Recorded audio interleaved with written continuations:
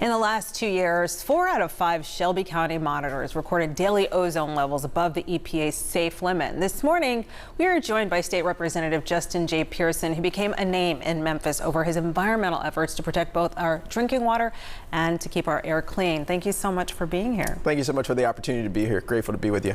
Okay, so tell me when the environment became so important to you. Yeah, I mean, 5 years ago, we fought the Byhalia Connection Pipeline, which was a multi-billion-dollar project of Valero Oil Refinery and the Plains All-American to run a pipeline through Southwest Memphis. And that's a community that I'm from. Our family's been there nearly 100 years. And so our activism helped us to be successful in defeating that project. Then there was Sterilization Services of Tennessee, who was pumping ethylene oxide into our air, and they were defeated. And now we're fighting XAI because of the reasons that you mentioned. We've been out of attainment as relates to our air quality and ozone levels for nearly 3 years, and we just sent a petition to the EPA related to this as well. So what does success look like for you? Because I've heard you say you're not trying to put anybody out of business. Right.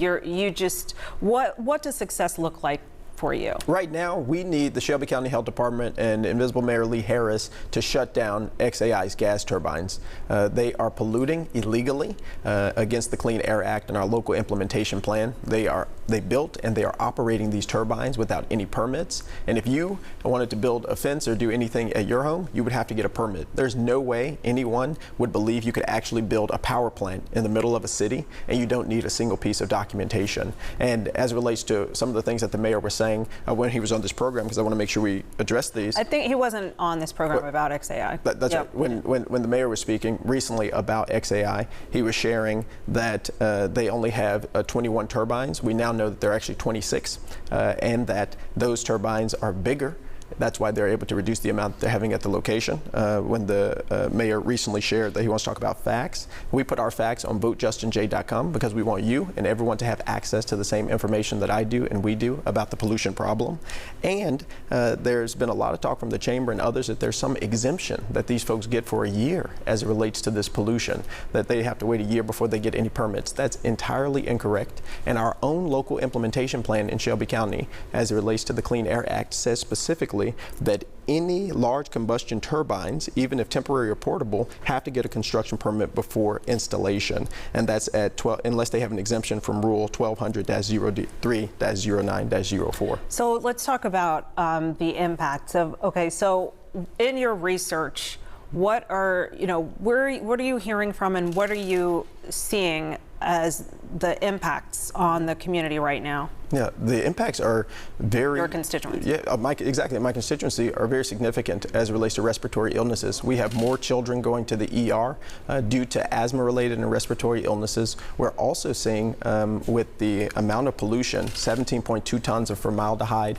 1,200 to 2,000 tons of nitrogen oxides, more nitrogen oxides than the Memphis International Airport, having real significant health implications for our community. And how do we differentiate this from already being the asthma capital of the United States? How do we know where that line happened and if it was XAI? That's a really good point. XAI is a symptom of a much broader problem. XAI did not create our air pollution problem. We've had this for a number of years. The last 8 years of Mayor Harris's administration, we've had an F in air quality from the American Lung Association. So it isn't that XAI is creating the problem, but they are exacerbating it. And when elected officials are not using accurate information, when they have talking points and PowerPoints, but they're not using real data, it spreads disinformation, and it's dangerous because it's having serious health implications for our community. We are an asthma capital of the United States of America. We do have an F in air quality, and we didn't just wake up here, but we do have a responsibility to have the people in positions of power to do something to improve the air quality and the lives of the people in Memphis and Shelby County. So the testing, so we're now depending on the EPA,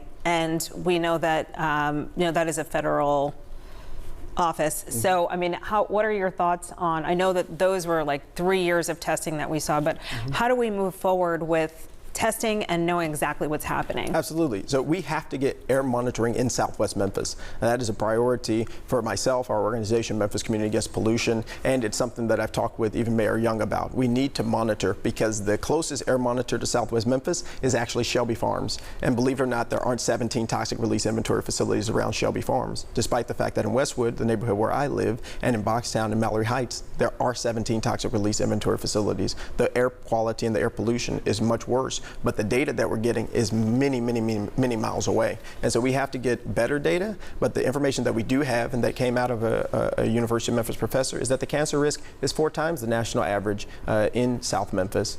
So how do we move forward? And I mean, how do we move forward with XAI, with our pollution issues? Yeah, I think we have to focus on solutions that are going to be to the benefit of the community. We have to continue our advocacy. We have to continue to speak up and speak out. I encourage everyone to go to votejustinj.com, look at the same materials that I am looking at. They need to shut down all of the all of the gas turbines that they have until they have the appropriate permits. None of the turbines today have selective catalytic reduction technology that would reduce the levels of pollution, and they have been operating that way for over a year now. We have to be unified as a community to say, you know what, whether you live in South Memphis, North Memphis, East Memphis, we share the same air. But what happens if they shut it down? I mean, are you saying close XAI? I mean, do you think that that's really going to happen?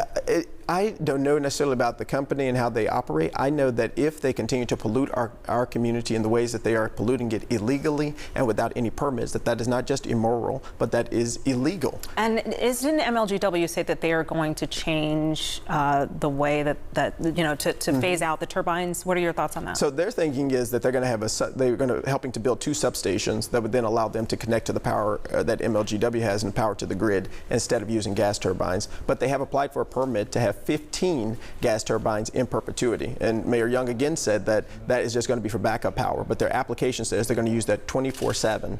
I know that right now today that there are 26 gas turbines that don't have a single permit, has no one permission, and no elected official nor the Shelby County Health Department has been able to point to a single piece of legal reality that says they get to operate these permits, pollute our air, and hurt our community without going through proper processes and procedures. So we have to shut down the turbines now, and then when they get the permits, or if they get them, which I hope they don't, we'll work on that next step. Okay, we are putting out a request to XAI to respond, obviously. So we really appreciate you coming on and sharing what you're hearing from your constituents and the research that you've collected. Thank you so much. Justin J. Pearson, State Representative.